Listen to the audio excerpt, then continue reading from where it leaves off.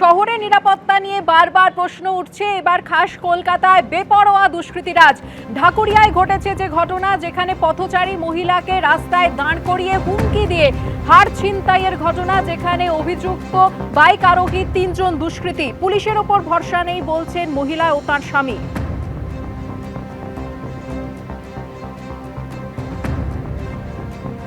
আমরা সাংঘাতিক, চতুর্দিকে যা ঘটনা ঘটছে এবং কালকে আমার নিজের পরিবারে যা ঘটনা ঘটেছে, আমি আতঙ্কিত। শহরে থাকাটা নিয়েই আতঙ্কিত। এদের মাথায় কারোর হাত না থাকলে অসম্ভব, এদের মাথায় কারোর হাত আছে।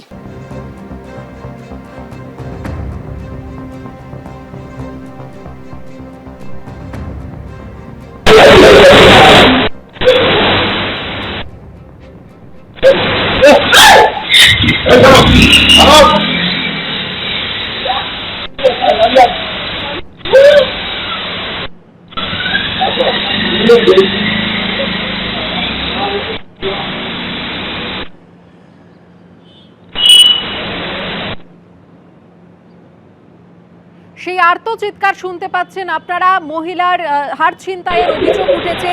আরোহী 3 দুষ্কৃতী, বাইক আরোহী 3 জন দুষ্কৃতী মহিলাকে রাস্তায় দাঁড় করিয়ে হুমকি দিয়ে হাড় ছিনতাই করেছে একেবারে খাস কলকাতার ঢাকুরিয়ায়। আতঙ্কে ভুগছেন তারা, পুলিশের ওপর ভরসা রাখতে পারছেন না। এমনকি আতঙ্ক এতটাই যে কলকাতা শহর ছাড়তে চান মহিলা ও তাঁর স্বামী। সেন্ট্রাল অ্যাভিনিউয়ের পর দমদম, রিজেন্ট পার্ক, একের পর এক লুঠের ঘটনায় ফের নিরাপত্তা নিয়ে প্রশ্ন উঠছে শহরের। পার্থপ্রতিম ঘোষ আমাদের প্রতিনিধি রয়েছেন এই মুহূর্তে আমাদের সঙ্গে। পার্থপ্রতিম, কি জানতে পারছো? 3 জন বাইক আরোহীর বিরুদ্ধে কিন্তু এই অভিযোগ করছেন মহিলা। পুলিশ কি তাদের কাউকে ধরতে পারলো?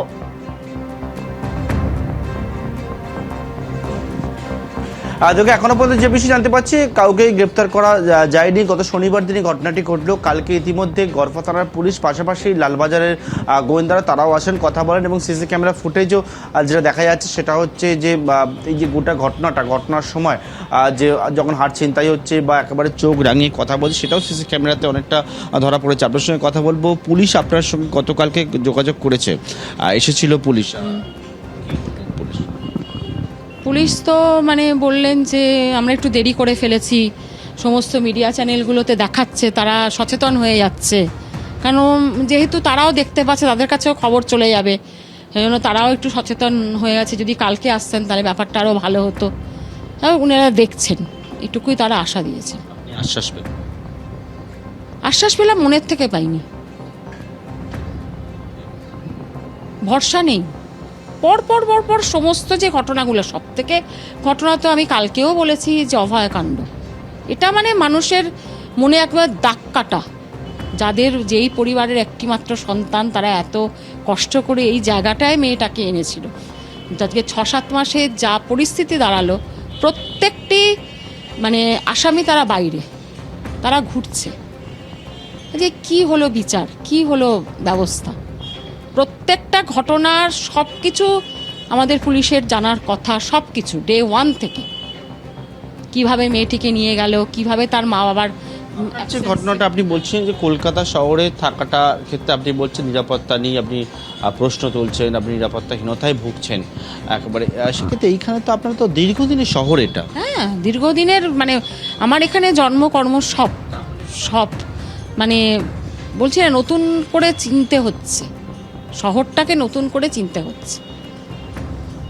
তারপরে কালকে আরেকটি কথা আমাদের কুণাল ঘোষ বললেন যে ব্রেনোলিয়া খাওয়ার দরকার, যে আমাদের বাম আমলে এই ধরনের চিন্তায় কি হয়নি, তাহলে আমরা কি এগোলাম।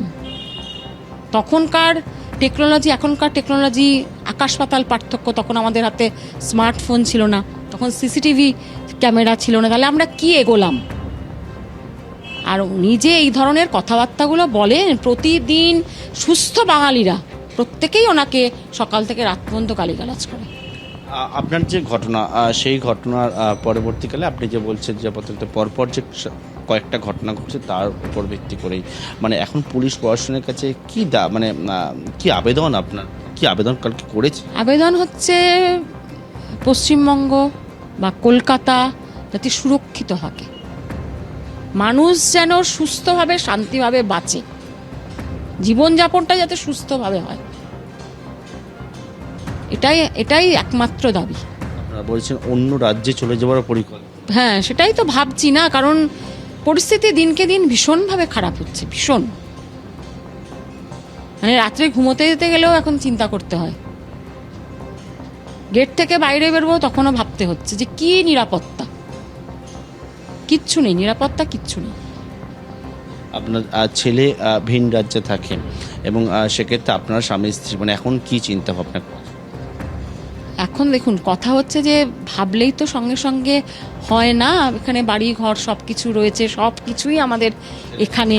হ্যাঁ, ছেলে তো সবসময় বলে এখানে চলে এসো, তোমাদের শরীর আস্তে আস্তে খারাপ হবে, নানান রকম টেনশন হ্যানা তারা। তারপরে এই ঘটনার তো মানে মারাত্মক দাগা দেওয়া ঘটনা, যে পাড়ার মধ্যে বাসে করে যাচ্ছি, ট্রেনে যাচ্ছি, চিন্তাই হচ্ছে সেটা আলাদা জিনিস, কিন্তু পাড়ার মধ্যে, নিজের পাড়ার মধ্যে ক্যামেরা তো হ্যাঁ, ক্যামেরাতেই ওনাকেই থ্যাঙ্কস জানাতে হয়, কারণ আজ পর্যন্ত যে দুদিনের যা কিছু কভারেজ, যা কিছু মিডিয়া দেখিয়েছে, সিসিটিভি ফুটেজটা ওনার বাড়িতে আছে বলে যে আমি যে সত্যি কথা বলছি সেটা তা প্রমাণ করতে পেরেছি। তা না হলে বলতো আমি হয়তো মিথ্যে কথা বলছি। কি প্রমাণ আপনার কাছে? আমার কাছে তো কিছু প্রমাণ নেই, কারণ আমি সাজানো, কারণ আমি নিজেকে বাঁচবার জন্য আমি সেইভাবে তাদেরকে প্রতিবাদ করিনি, যে জানি তাদের কাছে আর্মস অ্যান্ড রেগুলেশন কিছু থাকবেই, এবং আমি মানে তাতে আমি নিজে আক্রান্ত হব। ঘটনা শোনার পরে ছেলে কি বলছে? ছেলে তো বারবার করে বলছে ভীষণ সাবধানে থাকো, এখানে চলে আসার কথা চিন্তা ভাবনা করো। এখনো পর্যন্ত মানে যে নিরাপত্তাহীনতার কথা আপনি বলছেন, গতকালকে পুলিশ এবং লালবাজার এসেছিল, কোনোভাবে কি সেই আস্থাটা একটু এখনো পর্যন্ত কিচ্ছু ফেরেনি, এখনো পর্যন্ত কিচ্ছু ফেরেনি। যতটুকু প্রমাণ, যতটুকু, সেসব তো মানে আপনারা দেখাচ্ছেন, প্রত্যেকটা টিভি চ্যানেল দেখাচ্ছেন, তারপরে সিসিটিভি ক্যামেরাতে সব দেখতে পেয়েছে। তাদের ভূমিকা এখনো কিছু বুঝতে পারিনি, তারা কি অ্যাক্টিভিটি, তাদের অ্যাক্টিভিটি এখনো কিছু বোঝা যায় না। এবং ইতিমধ্যে আরও একটি যে সিসি ক্যামেরা ফুটেজ দেখা যাচ্ছে, এবং সেই ফুটেজ ইতিমধ্যে পুলিশও নিয়েছে, যেখানে দেখা যাচ্ছে 3 জন মোটর বাইকে করে সেখান থেকে চলে যাচ্ছে, এবং সেখানে যখন ঘটনাটি ঘটছে তখন অভিযোগকারীটি তিনি চিৎকার করছেন, এবং তারপর যে কথা তিনি বলছেন একবার চোখ রাঙিয়ে আঙুল উঁচিয়ে কথা বলেন, এবং সেখানেও শোনাও যাচ্ছে যে দাঁড়াতে বলছেন। এবং গোটা ঘটনা পুলিশ জানাচ্ছে বিভিন্ন জায়গায় সিসি ক্যামেরা ফুটেজ তারা খতিয়ে দেখে যারা অভিযুক্ত তাদের চিহ্নিত করে পাকড়াওয়ার চেষ্টা করা হচ্ছে, কিন্তু এখনও পর্যন্ত কাউকে কিন্তু এই ঘটনায় গ্রেপ্তার করা যায়নি। ধন্যবাদ পার্থপ্রতিম। তবে নতুন সিসিটিভি ফুটেজ সামনে এসছে, সেই ছবি